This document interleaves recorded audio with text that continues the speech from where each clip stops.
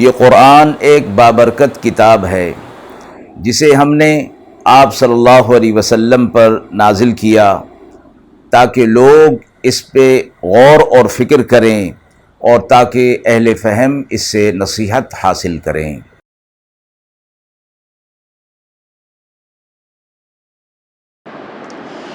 بسم اللہ الرحمن الرحیم۔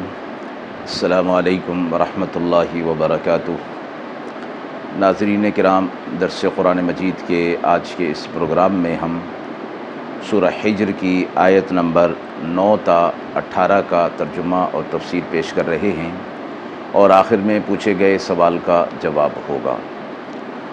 اعوذ باللہ من الشیطان الرجیم،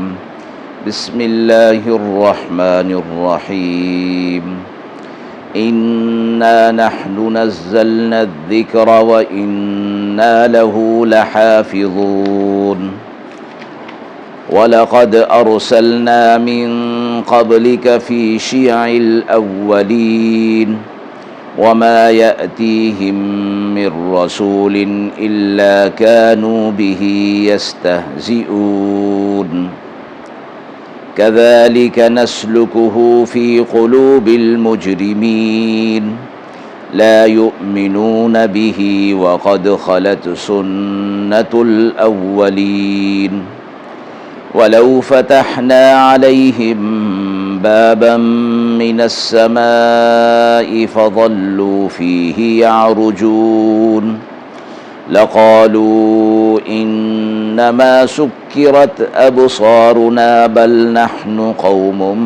مسحورون ولقد جعلنا في السماء بروجا وزيناها للناظرين وحفظناها من كل شيطان رجيم إلا من استرق السمع فأتبعه شهاب مبين۔ آیات مبارکہ کا ترجمہ ملاحظہ فرمائیں۔ بے شک ہم نے اس نصیحت کو نازل کیا اور ہم ہی اس کی حفاظت کرنے والے ہیں، اور ہم آپ سے پہلے بھی اگلے گروہوں میں رسول بھیج چکے ہیں، اور جو کوئی بھی رسول ان کے پاس آتا یہ ان کا استہزاء کیا کرتے تھے۔ اسی طرح ہم ان کے دلوں میں اس استہزاء کو، کفر اور شرک کو مجرمین کے دلوں میں بٹھا دیتے ہیں۔ یہ ایمان نہیں لائیں گے اس پر، اور یہ دستور ہوتا آیا ہے پہلوں میں بھی، اور اگر ہم کھول دیں ان پر دروازہ آسمان سے اور سارے دن اس میں چڑھتے رہیں تو بھی یہ کہیں گے کہ باندھ دیا گیا ہے ہماری نگاہ کو، بلکہ ہم پر جادو ہو گیا ہے۔ اور ہم نے بنائے ہیں آسمان میں برج اور رونق دی اس کو دیکھنے والوں کی نظر میں، اور محفوظ رکھا ہم نے اس کو ہر شیطان مردود سے، مگر جو چوری سے سن بھاگا سو اس کے پیچھے پڑا انگارہ چمکتا ہوا۔ مذکور آیات میں سے پہلی آیت میں اللہ رب العزت نے ارشاد فرمایا کہ اس قرآن مجید کو ہم نے نازل کیا اور اس کی حفاظت کا ذمہ بھی ہمارا ہے، ہم ہی اس کی حفاظت کریں گے۔ یہاں قرآن مجید کے لیے لفظ ذکر کا استعمال ہوا جس کا معنی نصیحت کا ہوتا ہے، یاد دہانی کا ہوتا ہے۔ یعنی اللہ رب العزت نے فرمایا کہ یہ قرآن تو دراصل کلام اللہ ہے، لیکن ہے اصل میں یہ نصیحت، لوگوں کے لیے اس میں نصیحت ہے، ہدایت کی نصیحت ہے، ہدایت کی باتیں ہیں تاکہ وہ اس ہدایت کو حاصل کر لیں۔ اللہ رب العزت نے قرآن مجید کی حفاظت کا ذمہ لیا اور اس کی ترتیب بھی بنا دی گئی۔ اس سے پہلے کی جتنی کتابیں تھیں، آسمانی کتابیں، ان کی حفظ کی، یاد کرنے کی کوئی ترتیب نہیں تھی۔ وقت کے نبی کو وہ کتاب یاد ہوتی اور باقی امت کو یاد کرنے کی کوئی تلقین اور تدبیر نہیں تھی، اور ان کی نماز میں بھی ان کی کتاب کی آیات تلاوت نہیں ہوتی تھیں، بلکہ ان کی نماز کے اندر اللہ تعالیٰ کی تسبیح اور حمد و ثنا ہوا کرتی تھی۔ اللہ رب العزت نے قرآن مجید کو چونکہ سب سے آخر میں نازل کیا اور اس نے قیامت تک باقی رہنا ہے۔ قرآن بھی باقی رہے گا اور شریعت اسلامیہ بھی قیامت تک باقی رہنے والی ہے۔ اس سے پہلی کتابوں سے متعلق اللہ رب العزت نے فرمایا بِمَسْتُحْفِظُوا مِن کتاب اللہ، کہ اللہ نے ان کی حفاظت کی ذمہ داری ان پر ڈالی تھی، لیکن انہوں نے اس کی حفاظت کی ذمہ داری نہیں اٹھائی، تو وہ کتابیں مسخ ہو گئیں اور وہ اپنی افادیت وقت کے نبی کے جانے کے بعد کھو بیٹھیں۔ لوگوں نے اس کے اندر اپنی مرضی سے تحریفات کر لی، یہاں تک کہ وہ اصل حالت میں باقی نہیں رہیں۔ قرآن مجید کے لیے اللہ رب العزت نے فرمایا کہ ہم اس کی حفاظت کریں گے۔ تو قرآن مجید دو قسم کی چیزوں پر مشتمل ہے، ایک الفاظ قرآنی اور ایک معانی قرآنی، یعنی قرآن کے جو الفاظ ہیں ان کے اندر جو معانی رکھی گئے ہیں وہ بھی اللہ کی طرف سے متعین ہیں، اور آپ صلی اللہ علیہ وسلم کو اس بات پر مامور کیا گیا اور اس بات کا پابند کیا گیا کہ لوگوں کے سامنے قرآن مجید کی تلاوت کریں اور کتاب اور حکمت کی انہیں تعلیم دیں۔ یعنی کتاب سے مراد یہ قرآن مجید ہے، قرآن کے الفاظ اور حکمت سے مراد ان الفاظ کے جو معانی ہیں اس کی تعلیم دی جائے۔ تو قرآن دو چیزوں پر مشتمل ہوا، ایک الفاظ قرآنی، ایک معانی قرآنی، دونوں کی حفاظت کا ذمہ اللہ رب العزت نے لیا ہے اور یہ قیامت تک محفوظ ہے۔ اس کی زیر زبر بھی محفوظ ہے، اس کے الفاظ بھی محفوظ ہیں اور اس کے معانی بھی محفوظ ہیں۔ اللہ رب العزت کی طرف سے امت مسلمہ کو یہ ایک اسلوب اور ترتیب دیا گیا کہ بچہ اور بچی، نوجوان اور بوڑھا قرآن مجید اپنے ہوش و حواس سے شروع کرتے ہیں پڑھنا اور یاد کرنا۔ پوری دنیا کے اندر قرآن مجید کے حفاظ بچے سے لے کر بوڑھے تک جو ہے وہ ملتے ہیں۔ اللہ رب العزت نے قرآن مجید کی حفاظت کا، الفاظ کی حفاظت کا یہ ذمہ اٹھایا، یہ ترتیب بنائی، اور معنی کی حفاظت کے لیے اللہ رب العزت نے ہر دور کے اندر جو علماء پیدا فرمائے، اور اس امت کے اندر تو کثرت کے ساتھ علماء ہوئے ہیں جو کہ انبیاء علیہ الصلوۃ والسلام کی تعلیمات کے وارث ہوا کرتے ہیں۔ تو انہوں نے قرآن مجید کے معنی کی حفاظت کی اور آپ صلی اللہ علیہ وسلم کی احادیث مبارکہ کے مطابق جو قرآنی الفاظ کے معنی ہیں اسے امت تک پہنچایا۔ چونکہ قرآن مجید اللہ رب العزت کی طرف سے آپ صلی اللہ علیہ وسلم کے لیے نبوت و رسالت کی تصدیق اور یہ معجزہ ہے، اور آپ صلی اللہ علیہ وسلم جب لوگوں کے سامنے اسے پیش کرتے تو جواب میں منکرین، مجرمین اس کا انکار کرتے تھے، جس کی وجہ سے آپ صلی اللہ علیہ وسلم دل میں تنگی محسوس فرمایا کرتے تھے۔ تو اللہ رب العزت نے اگلی آیت کے اندر یہ فرمایا کہ ہم نے آپ سے پہلی جو امتیں گزری ہیں ان میں بھی رسول بھیجے تھے، اور ان کو بھی اسی طرح شریعت اور کتاب دی گئی تھی، اور جو کوئی بھی ان کے پاس رسول آتا تھا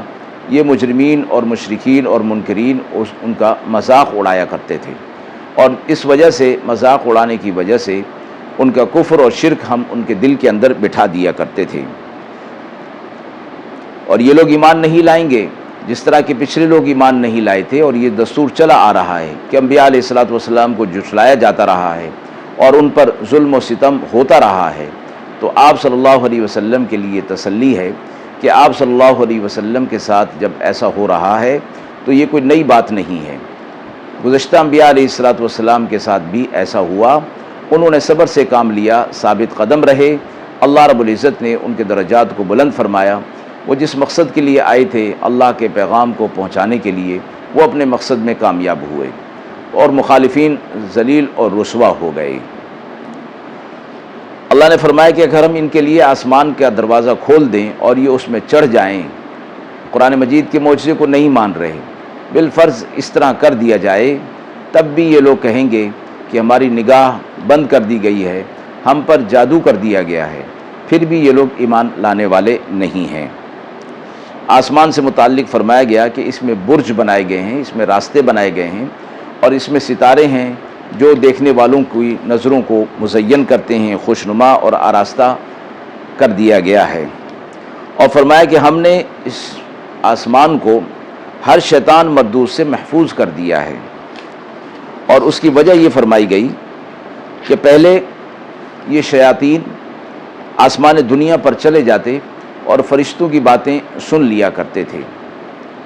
تو فرمایا کہ اس شریعت کے اندر اللہ رب العزت کی طرف سے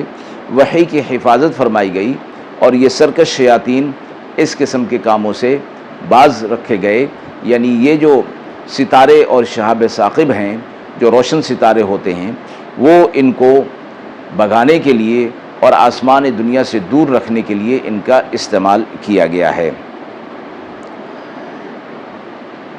شہاب ثاقب کے دو چیزیں بیان کی گئیں کہ آسمان کو مزین کر دیا گیا، دیکھنے والوں کے لیے آراستہ کر دیا گیا، اور دوسرا یہ کہ شیاطین کی رسائی آسمانوں تک نہ ہو سکے، اس کے لیے بھی انہیں استعمال کیا جاتا ہے. لیکن فرمایا گیا کہ یہ شہاب ثاقب تو جب سے کائنات بنی اس وقت سے موجود ہیں، اور آپ صلی اللہ علیہ وسلم کی بعثت سے پہلے بھی یہ موجود تھے. اور روایت میں یوں آتا ہے کہ رسول اللہ صلی اللہ علیہ وسلم کی بعثت سے پہلے بھی ستارے ٹوٹتے تھے. کسی نے علامہ آلوسی سے اس کی وجہ پوچھی تو انہوں نے فرمایا کہ ہاں، اس پر انہوں نے سورہ جن کی آیت پیش کی اور فرمایا شہاب ثاقب تو پہلے بھی موجود تھے، مگر آپ صلی اللہ علیہ وسلم کے مبعوث ہونے کے بعد ان کو شیاطین پر تشدد کر کے آسمان دنیا سے دور رکھنے کا کام لیا گیا. صحیح مسلم کی ایک روایت کے اندر یہ موجود ہے کہ آپ صلی اللہ علیہ وسلم حضرات صحابہ اکرام کے مجمع میں تشریف فرما تھے کہ ایک ستارہ ٹوٹا. آپ صلی اللہ علیہ وسلم نے حضرات صحابہ اکرام سے پوچھا کہ تم زمانہ جاہلیت میں یعنی اسلام سے پہلے اس ستارے کے ٹوٹنے کا کیا مطلب سمجھتے تھے؟ یعنی اس ستارے کے ٹوٹنے سے تمہارا کوئی عقیدہ اس کے ساتھ وابستہ تھا؟ انہوں نے کہا کہ ہم یہ سمجھتے تھے کہ اس کے ٹوٹنے سے دنیا کے اندر کوئی بڑا کام ہونے والا ہے، کوئی بڑا آدمی پیدا ہونے والا ہے، کوئی بڑا آدمی فوت ہونے والا ہے، اور کوئی بڑا حادثہ پیش آنے والا ہے. آپ صلی اللہ علیہ وسلم نے فرمایا کہ یہ لغو خیال ہے، باطل خیال ہے، اس کا کسی کے مرنے یا کسی حادثے سے کوئی تعلق نہیں ہے. یہ شعلے اور یہ ستارے تو شیاطین کو دور کرنے کے لیے پھینکے جاتے ہیں اللہ کی طرف سے. آیت کے حوالے سے سوال پوچھا گیا ہے کہ کیا آپ صلی اللہ علیہ وسلم کی احادیث مبارکہ بھی قرآن کی طرح محفوظ ہیں؟ اللہ رب العزت نے قرآن مجید کو نازل کیا تو آپ صلی اللہ علیہ وسلم سے متعلق یہ فرمایا کہ آپ کتاب کی آیات کی تلاوت کرنا، کتاب اور حکمت کی تعلیم دینا اور ان کا تزکیہ کرنا آپ صلی اللہ علیہ وسلم کی ذمہ داری میں رکھا گیا. یعنی قرآن مجید کی آیات کے معانی اور ان الفاظ کے اندر جو معانی ہیں، آپ صلی اللہ علیہ وسلم نے جب اپنی زبان مبارک سے اپنے الفاظ میں حضرات صحابہ اکرام کو یہ چیز سمجھائی، قرآن کے معنی سمجھائے، تو وہ احادیث مبارکہ بنتی چلی گئیں. گویا احادیث مبارکہ اور کچھ نہیں سوا اس کے کہ وہ قرآن مجید کے الفاظ کے معنی کی وضاحت ہے، جو آپ صلی اللہ علیہ وسلم کی ذمہ داری تھی. جیسے حدیث مبارکہ میں آتا ہے، آپ صلی اللہ علیہ وسلم نے فرمایا انما بعثت معلما، مجھے معلم بنا کر بھیجا گیا ہے، اور معلم کا کام ہے کتاب کی تعلیم دینا، اور کتاب قرآن مجید اور اس کی تعلیم یعنی اس کی وضاحت کرنا. تو آپ صلی اللہ علیہ وسلم کی احادیث سے متعلق جو لوگوں کا عام طور پر یہ خیال ہے کہ آپ صلی اللہ علیہ وسلم کے اس دنیا سے پردہ فرما جانے کے بعد وہ احادیث کو مدون کیا گیا، ان کی تدوین کی گئی، تو لہٰذا ان کے مستند ہونے کا کوئی ذریعہ نہیں ہے. فرمایا یہ بات بالکل غلط ہے. آپ صلی اللہ علیہ وسلم کے دور میں ہی حضرات صحابہ اکرام نے احادیث مبارکہ کے جمع کرنے کا کام شروع کر دیا تھا، یہاں تک کہ پھر بعد کے ادوار کے اندر بھی مستند ذرائع سے ان احادیث کو جمع کیا گیا، اور جن کو آج جو ہے وہ صحائح ستہ یعنی احادیث مبارکہ کی صحیح احادیث مبارکہ کی 6 کتابیں،